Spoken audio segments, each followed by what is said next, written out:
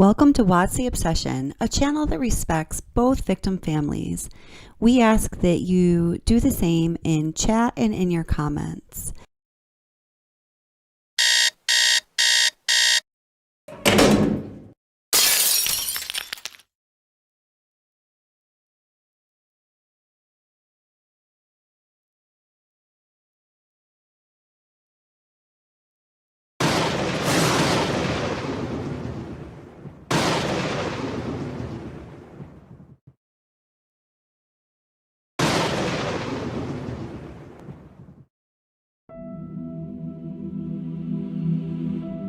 Welcome back to Watts the Obsession. This video contains the first 3 episodes of a series called Buried with Love that was featured on the channel A&E.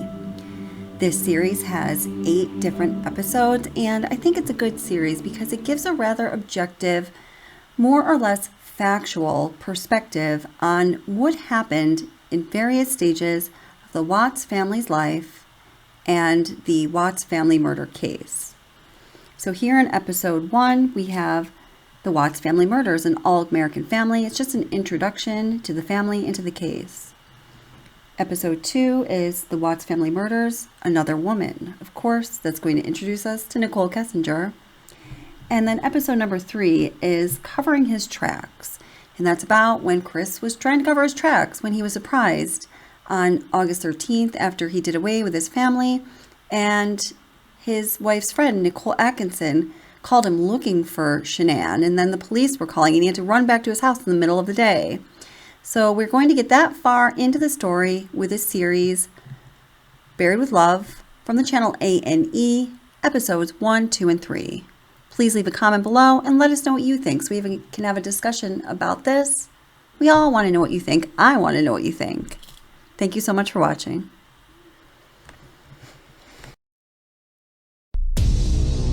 Like, I have no inclination to where they're at right now. It's like a nightmare that I just can't wake up from. Like, I want her back so bad. I want those kids back so bad. Police in Colorado have issued an alert for a pregnant mother and her 2 young daughters. Had nothing to do with the act of an evil, cruel people. So you obviously are a really bad liar. He is the sloppiest killer I've ever seen. It looks like he's trying to cover his tracks. Every time I closed my eyes, I started to hear her saying, "Daddy, no," and that was it. To me, it's the ultimate betrayal. This was the case that people wanted a punishment for. You're not going to be safe in your own house with your own husband. Where are you safe? God have mercy on his soul for betraying with those kids and his wife. I think death is even not good enough for him. This is my flesh and blood. This is like what I wanted all my life. He loved me. Nothing made sense.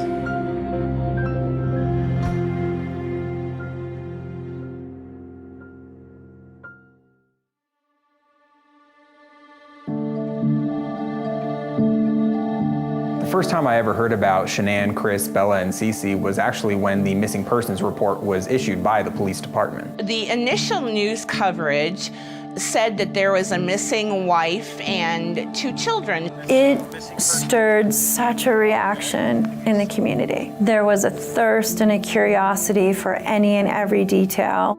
This is a small town where this really doesn't happen all that often. We're drawn to say, what happened to these people? They just disappeared from thin air. They were a happy Colorado regular family. Shanann and Chris seem to be living the all-American family dream in Fredrick, Colorado, which is the blue-collar town. The father who goes out, works in the oil field early in the morning, comes home to the loving wife and their 2 young daughters. It all kind of took a turn once you realized that their love story wasn't as beautiful and clear as what was painted originally on social media.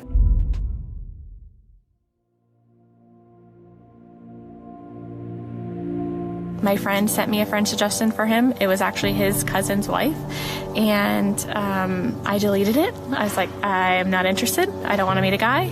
Bye-bye. So I deleted her friend suggestion for him. 2 months later, I went through one of the, I would say, darkest times of my life. I was diagnosed with some health challenges, and then I met Chris. I met Chris because of those health challenges. I thought my life was crumbling underneath me and I didn't know which way to turn. I didn't have a lot of friends at the time because a lot of my friends The friends I did have, I lost because they didn't understand that I looked perfectly fine, and I felt horribly inside, horribly. I was like, oh, what the heck, I'm never gonna meet him. Except, one thing led to another, and 8 years later, we have 2 kids, we live in Colorado, and he's the best thing that has ever happened to me. I've known the family for 25 years. You know, I mean, when I first met him, he was really shy. He just kind of kept to himself. Was probably even a little girl scared, you know. Was more into school and sports. Wasn't really assertive. His personality was just very peaceful and calm and quiet. And Shanann was super outgoing. I think that opposites attracted. I met Shanann as her 9th grade high school theater teacher. We also became really good friends over time. We've known each other for 20 years. Her empathy was through the roof. She was great in how she cared for other people. Everybody who worked with her, when they talked to her, knew that they were heard. And I think that was one of her superpowers. I think that he really fell in love with her fast, and they both just connected. They were together for about a year before he proposed to her. It was almost as if Chris was her saving grace. He knew me at my worst, and he accepted me, and he stuck around because he was the one for me. And he is amazing, and I can't tell you how wonderful he is. Chris and Shanann decide to uproot from North Carolina and move all the way west to the Rocky Mountains in Fredrick, Colorado. And Chris started working for one of the largest oil employers. They had their babies, Celeste and Bella. I mean, I remember, you know, following on social media, seeing birth announcements. You know, you have Bella who looks and acts just like Chris. And you have Cece that is a spitting image of Shanann, the all-American little family. My daddy is a hero. He helps me grow up strong. He helped me snuggle too. He reads me books. He ties my shoes.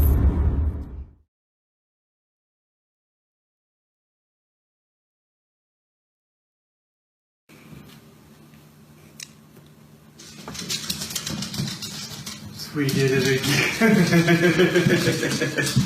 I like that shirt. So pink means... That's just the test. I know. It just says the pink is going to be girls. I don't know. Just the test. That's awesome.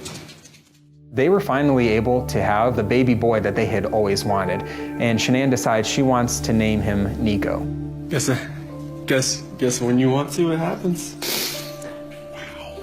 I always thought everything was great and fine and wonderful. Nobody was aware that there was any marital problems.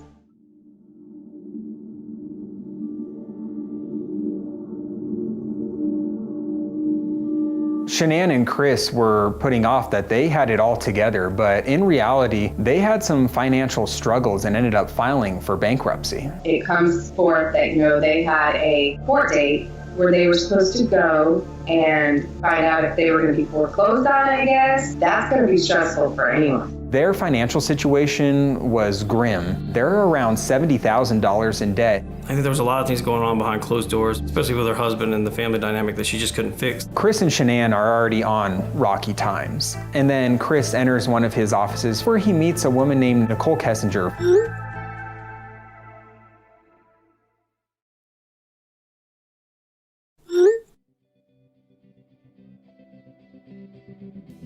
Thank you so much for coming out here with me, Christopher. I'm having a wonderful time. You mean a lot to me. I mean, it broke my heart for her when I found out, you know, he was cheating on her. There was another person in this story. There was a lover on the side. A normal person would go out and get a divorce or even a separation. Well, Chris couldn't do that. He wanted a solution. He wanted a quick solution. He was having an affair because he didn't feel appreciated anymore. There's so many different dynamics going on here. Before you know it, the perfect storm is created. From that point forward, a bunch of balls started rolling in the wrong direction. He wanted to have a new life, and this new life would happen with his new mistress. He thought that he could just start over. If it weren't for him falling in love with his mistress, there's a good chance that Shanann, Bella, and Cece would still be here.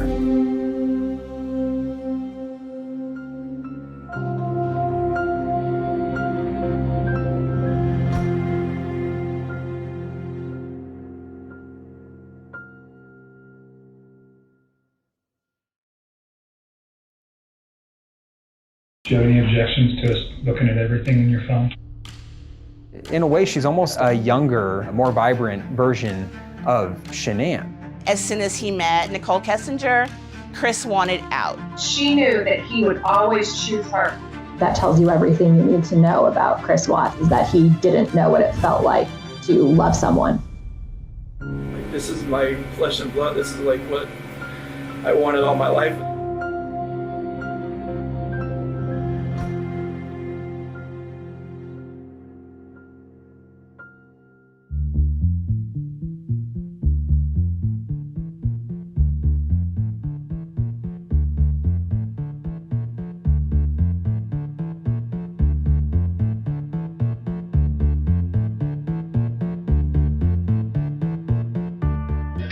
My name is Chris Watts. I'm doing my speech on relationship deterioration and repair.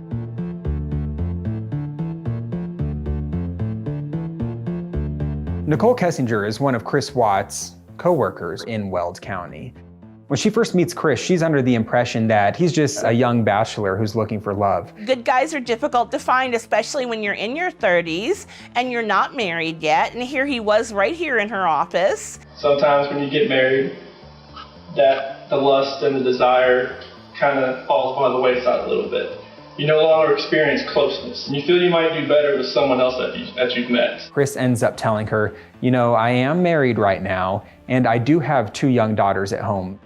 I think Nicole Kessinger saw in Chris exactly what the world saw in Chris. He was an all-around nice guy, or that was the mask that he portrayed. All of Chris's friends described him as a laid-back person, but very self-contained. Nobody felt like they really knew him.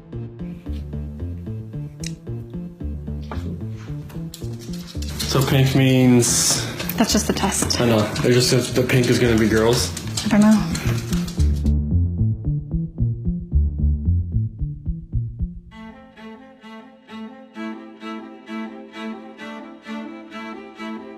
To Chris Watts, Nicole Kessinger was a breath of fresh air. She was not Shanann. She wasn't the wife. She wasn't the mother. She had nothing tying her down. She was different. He was sort of in these routines with Shanann and the girls that had become, monotonous. Nikki Kessinger was listening to him and respecting him in a way that he had never felt before. I think at that point, it was an easy decision for him to start an affair.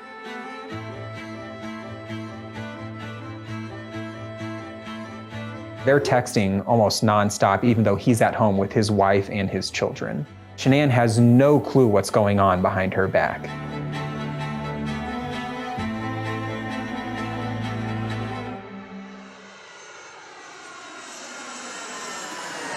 Shanann goes away thinking that this is a way to reset the relationship, not knowing that it was actually igniting and fueling the relationship that Chris has with Nicole. The perfect storm of factors that the affair began when Shanann and the girls left for the summer for 6 weeks. Chris is taking Nicole out on dates. This is his opportunity to fully date without any eyes watching him.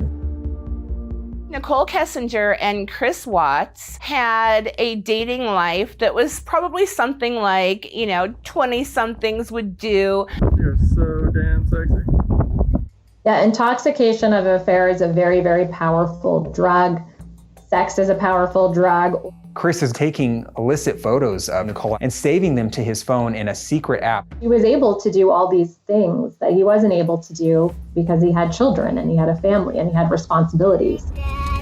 Daddy, I love you. And he's willing to do whatever it takes to continue to explore this relationship.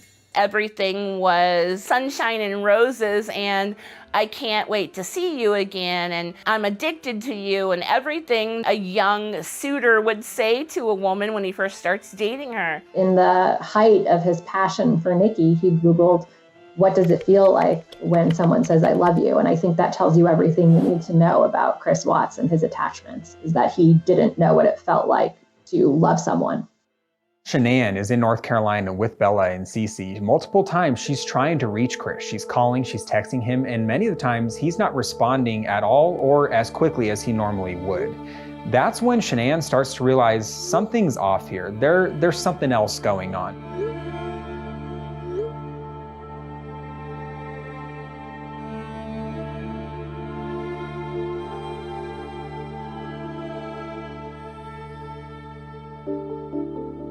Chris shows up and he's pretty distant to Shanann. North Carolina, Chris was on his phone a lot. Shanann was starting to question why he was being so distant. Who are you texting? Because it was a big, huge red flag. She's texting her friend saying he's not only being weird when he was at home, but now Chris isn't even being physically close to me, even though we've been apart for so long. Support each other, positive evaluations, positive feelings. Always disclose your feelings, as I said.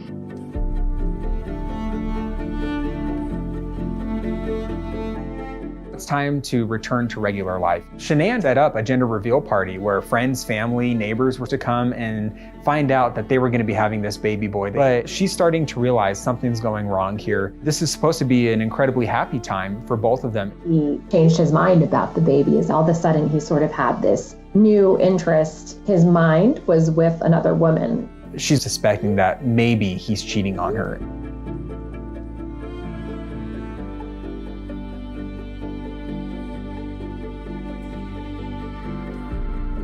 You have to ask yourself 3 questions when you're in a relationship. Do I have a desire to keep this relationship going? Do I have a moral obligation to stay in this relationship?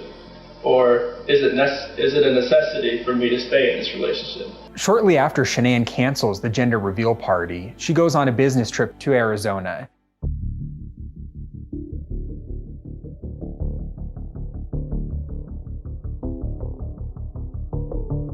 They go out to a restaurant. Chris wines and dines Nicole, but then realizes he doesn't have any way to pay for the meal other than with the credit card he shares with Shanann. Shanann receives a notification about a credit card that Chris had used at the Lazy Dog restaurant that exceeded the amount of money that a normal person would use on his own meal. And she's thinking there's no way that one person ate and drank $60 worth of food. That was the first moment Shanann felt like she had proof something else was going on.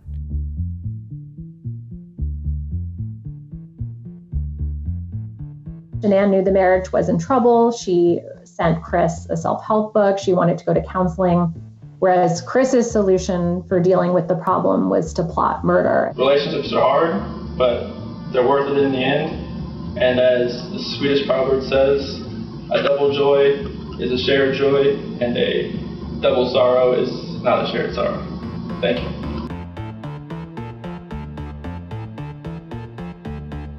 It's early in the morning when her friend Nicole Atkinson drops her off at her home. Nicole Atkinson was under the impression that she was taking Shanann home to a place that should be a place of comfort, a place of security.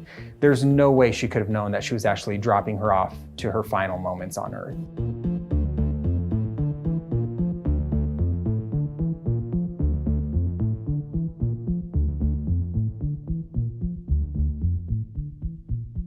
Calling because I'm concerned about a friend of mine. Nicole will have an officer come out that way as soon as we can.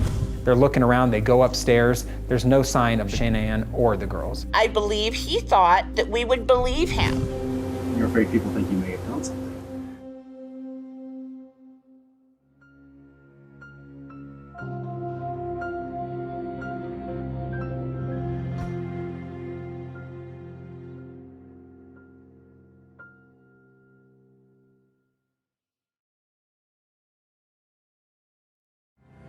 Chris just murdered his entire family, his pregnant wife Shanann, Bella, Cece, and hours later, he's moving on with his life as if nothing ever happened. He is texting with his realtor about putting his house on the market. He is calling the girls' school and telling them that they won't be coming back to school anymore. He even Googled the lyrics to a song by Metallica called Battery. Chris is thinking that nobody has any suspicions of what's gone on. He doesn't know that Nicole Atkinson takes it upon herself to call 911. I believe he thought he could pull it off. Chris might have gotten away with murder if it weren't for Nicole Atkinson.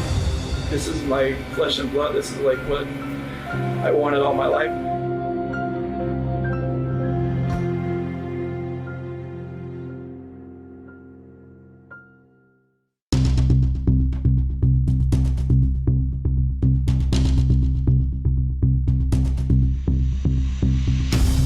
My name's Nicole, and I'm calling because I'm concerned about a friend of mine. I dropped her off at her house at 2 in the morning last night, and I haven't been able to get a hold of her this morning. She's not answering the door. She's not responding to text messages, phone calls. I've had other friends reach out to her. None of us can get her to respond to us. Shanann's best friend, Nicole Atkinson, had a gut feeling that something was wrong. Alrighty, we do have a call in. Nicole will have an officer come out that way as soon as we can. How you been? Hi. Here, Nicole? Yes. Okay, so what's going on? So my friend, we were out of town for a business trip this weekend. Right. And I dropped her off at 2 o'clock this morning. She's 15 weeks pregnant. She wasn't feeling well. And she had a doctor's appointment this morning at 9, and I told her to let me know if she needed me to take her. She's got 2 little girls. Her husband and her supposedly are separating, but she didn't know this. She thought they were just having issues. I called him, and I was like, have you talked or heard from Shanann since she left for work this morning? Because I can't get a hold of her. I've called, I've texted. Her car's in the garage. Her shoes she wears every single day are right in the front door. She only has one vehicle? No, they only have the one vehicle in his work truck. Okay. Shanann, are you home? Police department, if anyone's inside, make yourself known. Yeah, I mean, I don't see anything out of place. I'm not hearing kids. I'm not hearing anything. The police officers wear a camera so that they can document the conversations between a suspect or witness.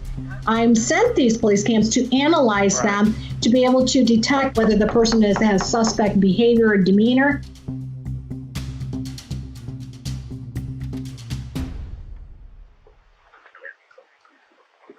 Scott, how you doing? How's it going? So this is the only vehicle she would have? Only one that, yeah. She would drive? Okay. What's interesting is the garage door opens, and instead of yelling out for Shanann, he stops and opens up their car and starts looking through the car. This is a stalling tactic to kind of gather his thoughts up a little bit. He then walks in the house and is never heard calling their names, as if he knows they're not home. He goes in the house, he's in there for about a minute by himself, nobody goes in with him. Can we go in the house? I mean, that's up to him. It's his house. If you guys... And that's when he comes around and politely lets in the police officer, Nicole Atkinson, and her son. Mind if I come in, Chris? Okay. They go upstairs, there's no sign of the girls there. They go in the basement, there's no sign of Shanann or the girls. Her phone's here? Yeah. Her phone's here. Does she work? Yeah, she works from home. Oh, from home? She works, this is her lifeline.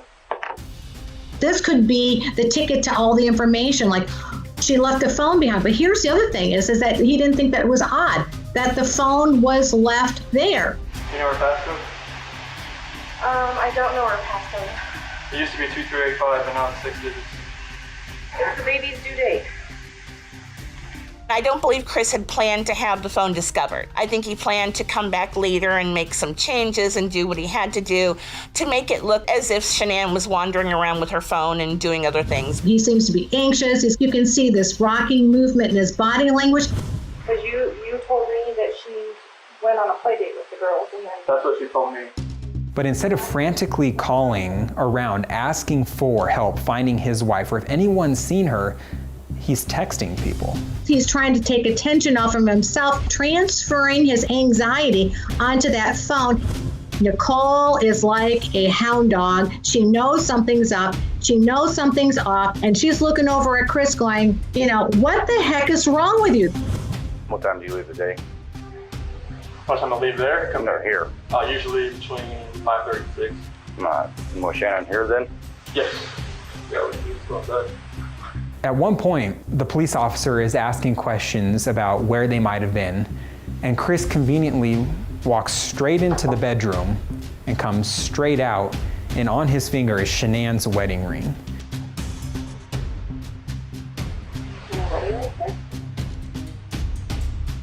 And he's pointing it out almost like he's pointing a gun. Here it is, I found the ring. This is the missing evidence. I still to this day believe that was her wedding ring that he took out of the car.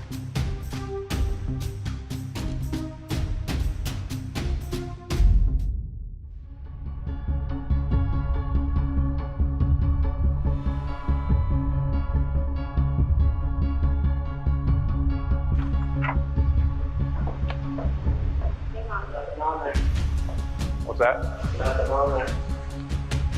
You just have My camera.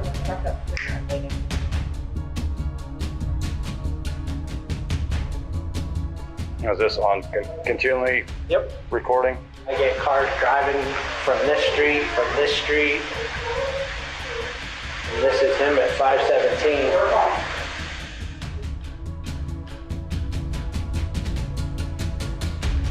It shows Chris very clearly walking out of the house by himself, backing his truck up into the driveway, and then loading something into the back of his truck.